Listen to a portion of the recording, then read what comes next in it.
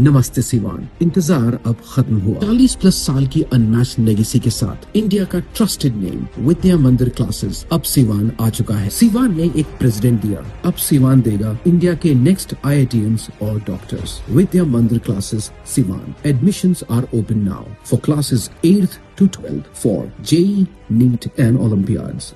सिवान से इस वक्त की बड़ी खबर सामने आ रही है, जहां जमीनी विवाद में घिरे रघुनाथपुर के राजद विधायक उसामा साहब को कोर्ट से बड़ा झटका लगा है।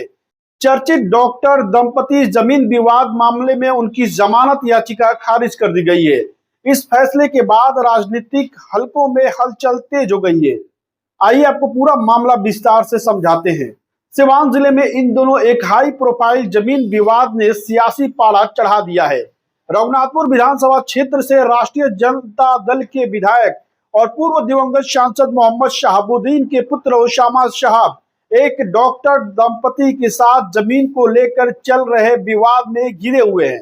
सूत्रों के मुताबिक यह मामला केवल जमीन के स्वामित्व तक सीमित नहीं है, बल्कि इसमें कथित दबाव, कब्जा और प्रभाव के इस्तेमाल जैसे गंभीर आरोप भी सामने आए हैं।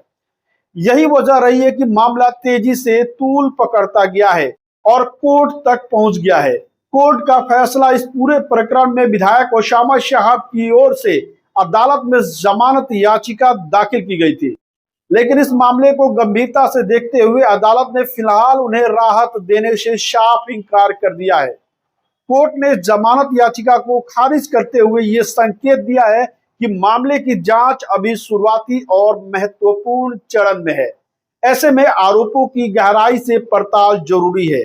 इस फैसले के बाद विधायक उसामा साहब की कानूनी मुश्किलें और बढ़ गई है।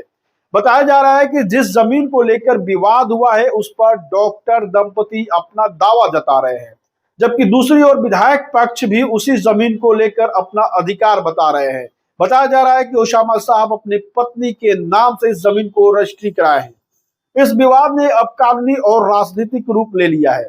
इस मामले में स्थानीय स्तर पर भी तनाव की स्थिति बनी हुई है और प्रशासन पूरी तरह से सतर्क नजर आ रहा है।